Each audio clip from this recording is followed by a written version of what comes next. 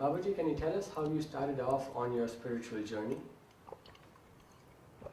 Oh yeah.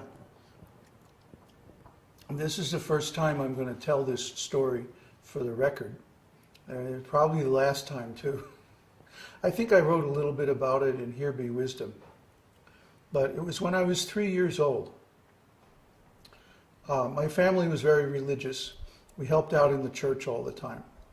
And one day we were preparing for Easter, preparing for Palm Sunday, decorating the churches with palms and flowers and all the Easter stuff.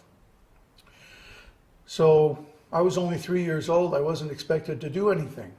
So they just put me in a pew and left me there. I was a quiet kid. I wasn't rambunctious, didn't make any trouble. I would just sit there and meditate.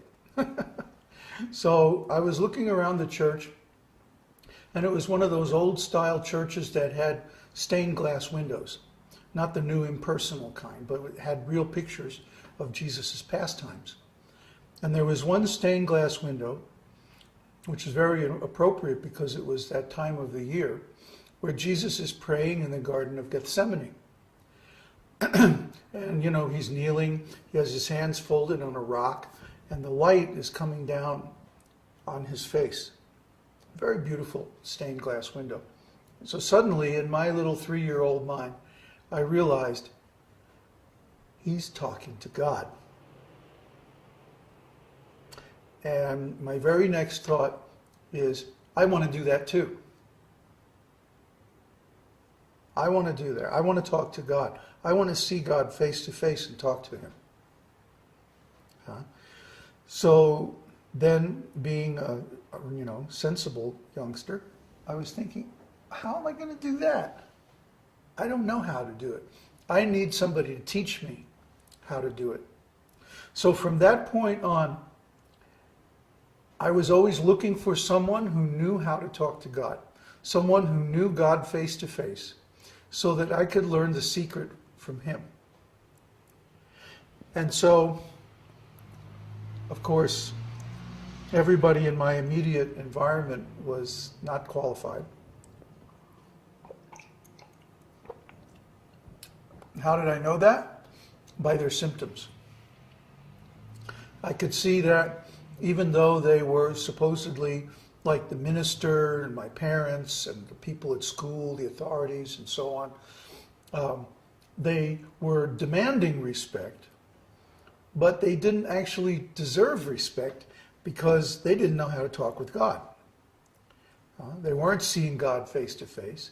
They weren't even capable of conquering their own human frailties and problems. Most of them were liars and cheaters and rascals of different descriptions. By the way, if you don't remember, when you were a kid, you know when people are telling the truth and when people are lying.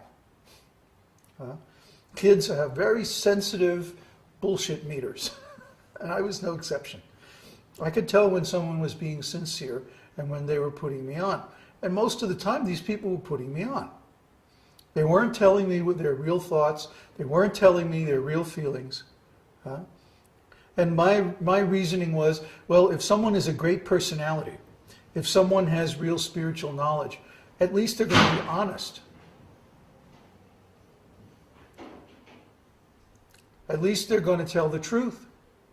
They're not going to be afraid to say what they feel. They're not going to be hiding. That's the main thing. Dishonesty involves two things: presenting a false front and hiding something real. See?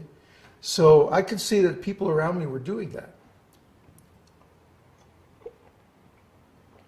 And I could also see that they were very, very afraid. And because they were afraid, they were attached. And because they were attached, they compromised themselves in so many ways. So can these people show me how to meet God and how to speak to God? No. No. So time went on, and over time I noticed that I had to cultivate a false personality, a false ego.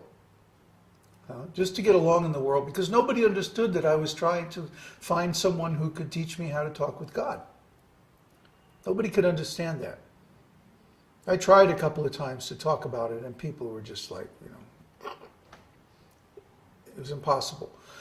So I had to go along with school, I had to go along in the world and like that. And somehow or other I got by creating a kind of a false personality, a false front. But I was always aware of the truth. I never forgot.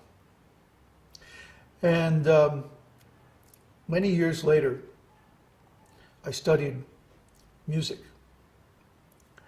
I became first chair flute player in the All United States Band, many other competitions and classes, and I toured all over the U.S. and Canada with the U.S. Band and with other bands, and I learned how to play classical music and jazz and all that at a professional level, and I was going to make that my career, so I went to music school. And I studied composition. And my question to my teachers and the other students was, okay, we all know that music makes you feel things. Music gives you emotions. It communicates or influences or somehow gives you feelings. How does it do that? And nobody could answer my question. I mean, they gave some half-hearted attempts, based on psychology or something like that, but nobody really knew, especially at a practical level. If I want to write a piece that makes people feel X, exactly how do I do that? What notes do I put down? What rhythms? What harmonies? Nobody had a clue. So many years passed. I graduated from music school. I got a job in New York. I was writing music for a big ad agency, and I used to go here and there recording sessions and stuff like that. And one day I was walking down the street in the village past Tompkins Square Park, and there were a bunch of devotees there. A bunch. Maybe there were 6 or 7 devotees. This was in the autumn of, or late summer of 1967. So it must have been Srila Prabhupada with his very early disciples chanting in Tompkins Square Park. You can see pictures of it in some of the books. And they weren't dancing much. Maybe they were dancing a little, but mostly they were playing kartals and chanting. I don't even think there was a drum. And I had been reading books on yoga and stuff like this, but I had nothing to prepare me for this. To me, it was just like another strange Greenwich Village happening. And I guess they had some really good stuff, man, because they were doing some far out stuff. And being a musician, of course, I was interested. Well, here's a far out kind of music. Well, this is strange. It doesn't have any harmony. It doesn't have any instruments except these little cymbals. What is this all about? Must be some kind of monks or something. I didn't give it much thought. I was late. I hurried on to my recording studio or whatever it was. But then, shortly afterwards, I should also mention that when I was a child, I read very widely, especially when I was in high school. My mother had given me permission to take out any book in the library, which I thought was very open-minded of her. So I took full advantage. And I took out all kinds of books by different philosophers and different religionists and yogis and so on. And I read them all avidly. I read Paramahansa Yogananda, Swami Vishnu Devananda, Swami Satchidananda, Vivekananda, whatever I could get my hands on. And fortunately, we had a pretty good little library in the town where I grew up. I got a fairly good education. So I read all this stuff. And most of it, frankly, was over my head. I didn't really understand, especially looking back on it now. I was just, trying to see what was out there. And the thing that it taught me was there's a whole lot more out there than most people I know have ever experienced.